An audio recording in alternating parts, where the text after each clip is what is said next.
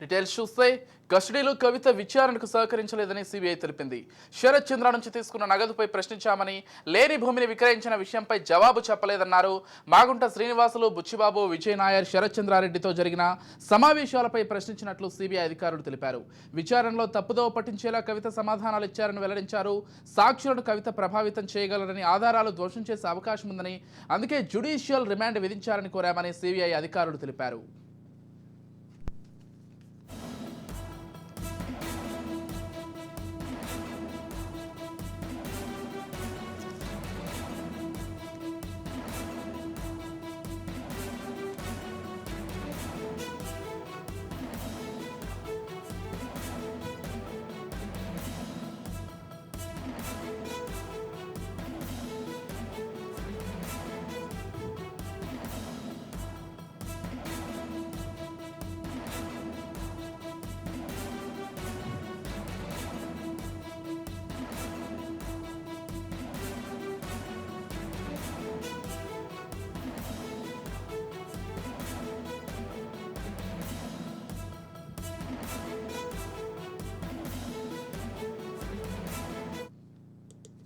Right, కస్టడీలో కవిత విచారణకు సహకరించట్లేదని CBI అయితే తెలిపింది.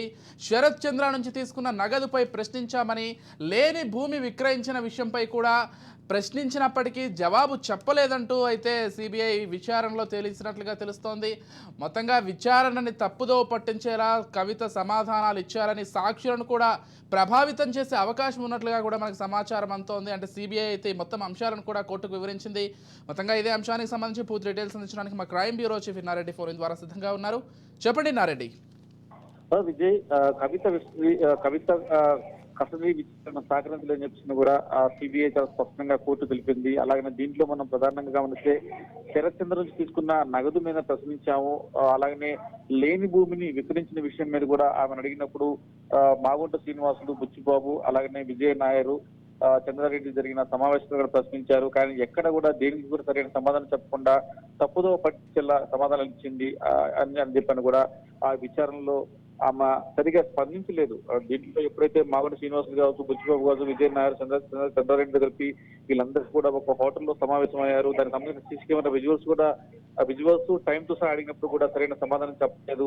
అలాగనే చంద్రారెడ్డి దగ్గర నుంచి ఈ ఏమైతే లిక్కర్ స్కామ్ కు సంబంధించిన వ్యవహారంలో దాంట్లో ఈ అంటే ఈ అంటే అంటే వీళ్ళు దీనికి సంబంధించిన వ్యవహారంలో ఏమైతే లంచం ఇవ్వడానికి, ఆప్ మీద ఇవ్వడానికి తెలిసిన డబ్బుల వ్యవహారంలో కావచ్చు, తర్వాత వీళ్ళ సమావేశం గురించి కావచ్చు, టోటల్ గా అడిగిన ప్రతి సమాధానానికి ఎవిడెన్స్ చూపించినప్పుడు కూడా తప్పుదోవలో పట్టింది. కాబట్టి ఈమె కనుక బయట ఉంటే సాక్షులను ప్రభావితం చేయగలని చెప్పని, అలాగనే ఆధారాలు కూడా ధ్వంసం చేసే అవకాశం ఉన్న నేపథ్యంలోనే ఆమె జ్యుడిషియల్ వచ్చాలని చెప్పని సిబిఐ కోరిన నేపథ్యంలో ఈ నెల 23 తారీఖు వరకు ఆమె జ్యుడిషియల్ రిమాండ్ పొడిగినట్టు తెలుస్తా ఉంది. విజయ్, రైట్, అసలు మొత్తంగా అంటే విచారణకు సంబంధించి పూర్తిగా అటు ఈడీ విచారణలో కావచ్చు, ఇటు సిబిఐ విచారణలో కావచ్చు, కవిత సహకరించలేదనే రెండు టీమ్స్ కూడా చెప్తున్నాయి. అంటే భవిష్యత్తులో విచారణకు సంబంధించి అయినా ఆమె పూర్తి విషయాలు వెల్లడించే అవకాశం ఉందా, లేకపోతే విచారణలో ఇదే విధంగా సహకరించకుండా ఆమె కొనసాగే అవకాశం ఉందా? అంటే భవిష్యత్తులో విచారణలో ఏమైనా పూర్తి విషయాలు తెలిసే అవకాశం ఉందా ఇన్నారెడ్డి? విజయ్, మీరు అన్నట్టుగానే ప్రస్తుతం అంటే ఈ లిక్కర్ స్కామ్ కు సంబంధించిన వ్యవహారంలో లిక్కర్ పాలసీ గురించి కావచ్చు, తర్వాత సౌత్ సదరన్ గ్రూప్ దగ్గర నుంచి డబ్బులు తీసుకుని ముడుపులు ఇచ్చిన వ్యవహారం కావచ్చు, తర్వాత హోటల్లో సమావేశం గురించి కావచ్చు, సిబిఐ దగ్గర పూర్తి స్థాయిలో సాక్ష్యాలు ఉన్నాయి. సాక్ష్యాలు ఉన్నప్పటికీ దానికి సంబంధించిన సాక్ష్యాలను చూపించి అడిగినప్పటికీ కూడా ఆమె దాటవేసే ప్రయత్నం చేయటం, అలాగే కేసును తప్పుదో చూపించే ప్రయత్నం చేయటం. అదే కాకుండా గతంలో ఎవరైతే అప్రూవల్ గా మారిన వ్యక్తులు కూడా బెదిరించాలని చూసింది అన్న Inna Reddy. Right, thank you Inna Reddy.